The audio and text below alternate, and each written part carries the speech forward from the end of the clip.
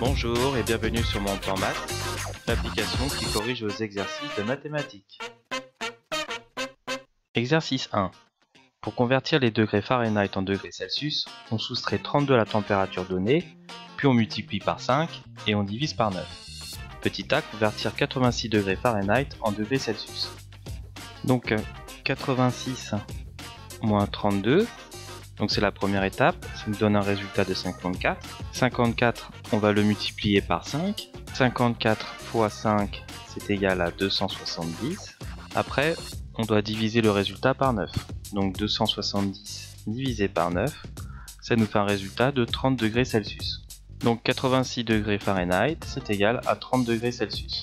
Donc petit b, écrire un programme de calcul qui demande la température en degrés Fahrenheit et donne en sortie la température en degrés Celsius.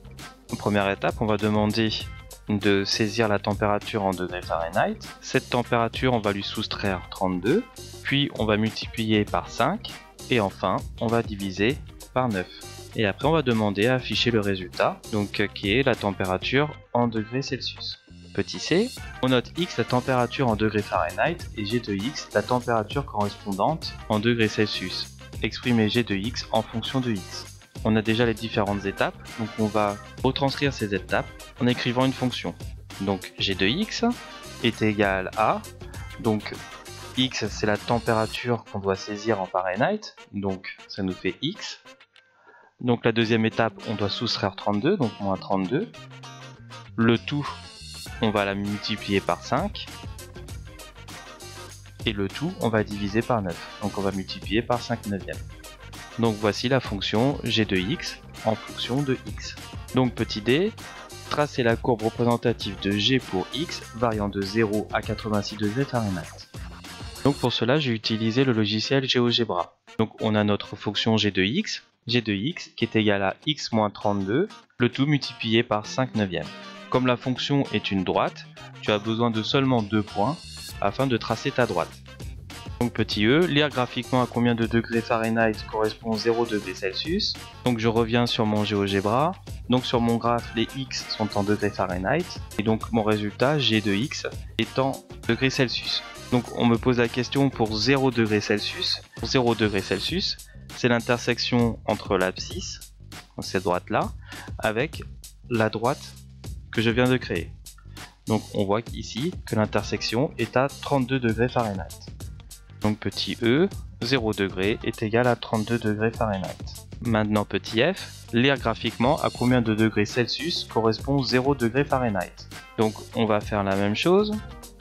Donc pour 0 degré Fahrenheit, donc on voit que l'intersection est ici, entre l'axe des ordonnées et la droite g de x.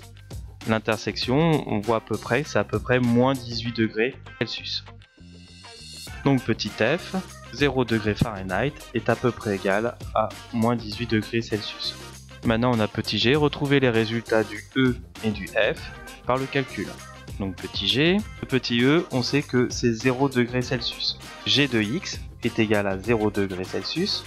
Donc g de x, qui est égal à x moins 32 multiplié par 5 divisé par 9, va être égal à 0.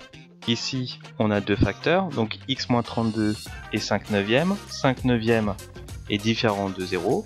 Lorsqu'on multiplie deux facteurs, pour qu'ils soient égal à 0, il faut que un des deux facteurs soit égal à 0. Donc ça, 5 neuvièmes, c'est pas possible que ce soit égal à 0. Donc c'est x moins 32 qui est égal à 0.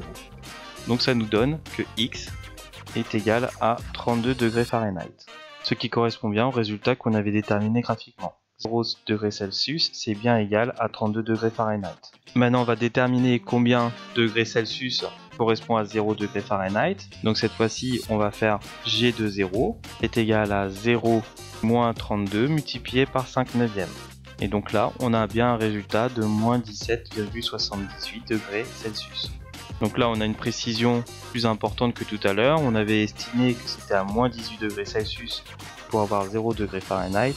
Là, on a un résultat plus précis, c'est moins 17,78, ce qui correspond exactement à ce qu'on avait trouvé tout à l'heure grâce à GeoGebra. Toute l'équipe de Mon Plan Maths te remercie d'avoir suivi cet exercice. Surtout, n'oublie pas de t'abonner à notre chaîne YouTube afin de recevoir régulièrement tous les nouveaux exercices. À bientôt!